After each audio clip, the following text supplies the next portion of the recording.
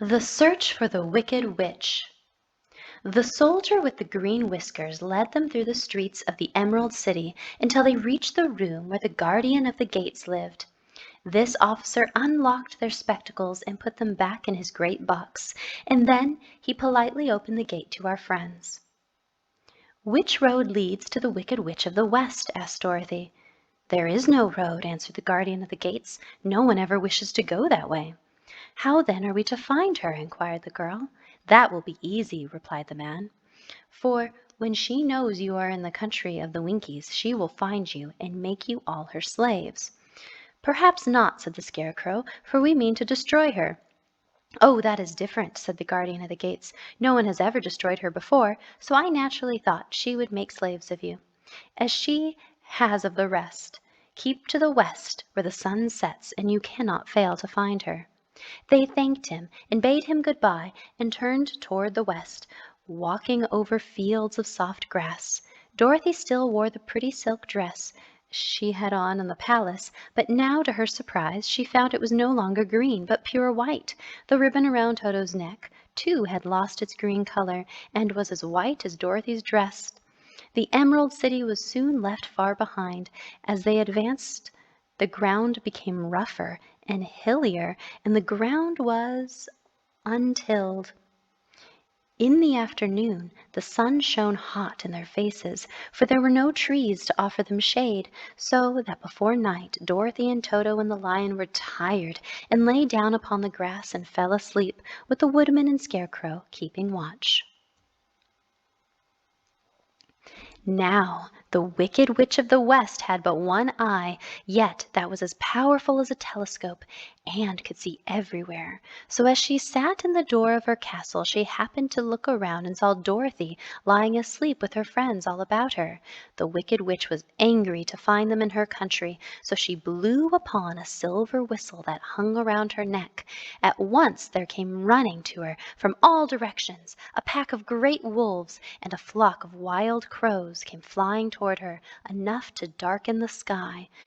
Now the Wicked Witch of the West had but one eye, yet that was as powerful as a telescope and could see everywhere. So as she sat in the door of her castle, she happened to look around and saw Dorothy lying asleep with her friends all about her. The Wicked Witch was angry to find them in her country, so she blew upon a silver whistle that hung around her neck. At once there came running to her from all directions a pack of great wolves, and a flock of wild crows came flying toward her, enough to darken the sky. "Go to these people," said the witch, "peck out their eyes and tear them to pieces." The wolf pack dashed away at full speed, and the crows flew after them.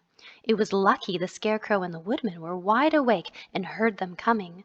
The Woodman seized his axe, and as the wolves came on, the Tin Woodman swung his axe until 40 wolves lay dead in a heap before him.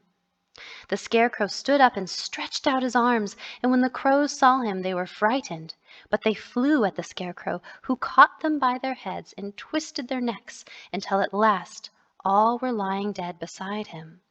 When the Wicked Witch looked out again and saw all of her wolves and crows lying in a heap, she got into a terrible rage and blew 3 times upon her silver whistle.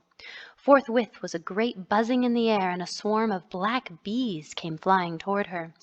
"Go to the strangers and sting them to death," commanded the witch, and the bees flew rapidly to where Dorothy and her friends were walking. But the Woodman had seen them coming, and the Scarecrow had decided what to do. "Take out my straw and scatter it over the little girl and the dog and the lion," he said to the Woodman, "and the bees cannot sting them." This the Woodman did, and Dorothy lay close beside the lion and held Toto in her arms. The straw covered them entirely. The bees came and found no one but the Woodman to sting, so they flew at him and broke off all their stings against the tin without hurting the Woodman at all, and the bees cannot live without their stings, and the bees cannot live when their stings are broken. That was the end of the black bees. Then Dorothy and the lion got up, and the girl helped the Tin Woodman put the straw back in the Scarecrow again. So they started upon their journey once more. The wicked witch was so angry when she saw her black bees in little heaps like fine coal that she stamped her foot and tore her hair and gnashed her teeth. She could not understand how all her plans to destroy these strangers had failed, but she soon made up her mind how to act. There was in her cupboard a charmed golden cap. Whoever owned it could call 3 times upon the winged monkeys, who would obey any order they were given. Twice already the wicked witch had used the charm of the cap, but she saw there was only one way left to destroy Dorothy and her friends. So the wicked witch took the golden cap from her cupboard and placed it upon her head. Then she spoke the charm. The sky darkened, and a low rumbling sound was heard. There was a rushing of many wings, a great chattering and laughing, and the witch was surrounded by a crowd of monkeys, each with a pair of powerful wings. One, much bigger than the others, seemed to be their leader. He flew close to the witch and said, "You have called us for the 3rd and last time. What do you command?" "Go to the strangers and destroy them all except the lion," said the wicked witch. "Bring that beast to me, for I have a mind to make him work." "Your commands shall be obeyed," said the leader. The winged monkey flew away to the place where Dorothy and her friends were walking. Some of the monkeys seized the Tin Woodman and carried him through the air and dropped him on sharp rocks. Others caught the Scarecrow and pulled all of the straw out of his clothes and head. They threw his clothes into the branches of a tall tree. The remaining monkeys wound many coils of rope around the lion until he was unable to bite or scratch or struggle in any way. Then they lifted him up and flew away with him to the witch's castle. But Dorothy they did not harm at all. The leader of the winged monkeys flew up to her, but he saw the mark of the good witch's kiss and dared not harm her. So carefully and gently they lifted Dorothy in their arms and carried her to the castle. Then the leader said to the witch, "We have obeyed you as far as we were able. The Tin Woodman and the Scarecrow are destroyed, and the lion is tied up in your yard. The little girl we dare not harm, nor the dog she carries in her arms. Your power over our band is now ended." Then the winged monkeys flew into the air and were soon out of sight. The wicked witch was worried when she saw the mark on Dorothy's forehead, for she knew she dared not hurt the girl in any way. She looked down at Dorothy's feet and, seeing the silver shoes, began to tremble with fear. But she saw in the child's eyes that the little girl didn't know of the wonderful power the silver shoes gave her. So the wicked witch said to Dorothy harshly, "Come with me and see that you mind everything I tell you, for if you do not, I will make an end of you, as I did the Tin Woodman and the Scarecrow." Dorothy followed her through the castle until they came to the kitchen, where the witch bade her to clean the pots and kettles and sweep the floor and keep the fire fed with wood. With Dorothy hard at work, the witch thought she would go into the courtyard and harness the lion like a horse. But as she opened the gate, the lion gave a loud roar and bounded at her fiercely. So after that she took no food to the imprisoned lion, but every day she came to the gate at noon and asked, "Are you ready to be harnessed like a horse?" And the lion would answer, "No, if you come in this yard, I will bite you." The reason the lion did not have to do as the witch wished was that every night, while the woman was asleep, Dorothy carried him food. Then he and Dorothy tried to plan some way to escape, but they could find no way to get out of the castle. Now the wicked witch had a great longing to have for her own the silver shoes which the girl always wore. But the child never took them off except at night, and when she took her bath. The witch was too much afraid of the dark to dare to go into Dorothy's room at night to take the shoes, and her dread of water was greater than her fear of the dark, so she never came near when Dorothy was bathing. Indeed, the old witch never touched water, nor ever let water touch her in any way.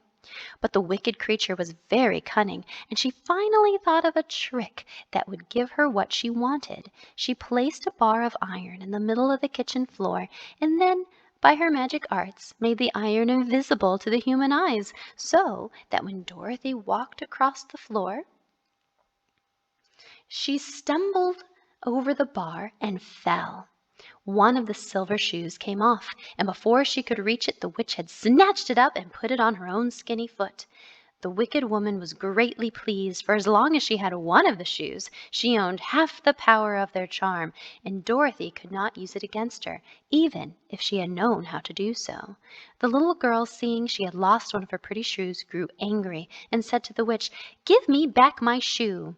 "I will not," retorted the witch, "for it is now my shoe and not yours, and some day I shall get the other one from you too." This made Dorothy so very angry that she picked up a bucket of water that stood near and dashed it over the witch, wetting her from head to foot. Instantly the wicked woman gave a loud cry of fear, and then, as Dorothy looked at her in wonder, the witch began to shrink and fall away. "See what you've done!" she screamed. "In a minute I shall melt away." I'm very sorry indeed," said Dorothy, who was truly frightened to see the witch actually melting away like brown sugar before her very eyes. "I never thought a little girl like you would ever be able to melt me and end my wicked deeds. Look out! Here I go!" With those words, the witch fell down in a melted, shapeless mass and began to spread over the kitchen floor. Seeing that she had really melted away to nothing, Dorothy drew another bucket of water and threw it over the mess. She then swept it all out the door. After picking out the silver shoe, she cleaned and dried it with a cloth, and put it on her foot again. She ran out to tell the lion that the wicked witch of the West had come to an end, and they were no longer prisoners.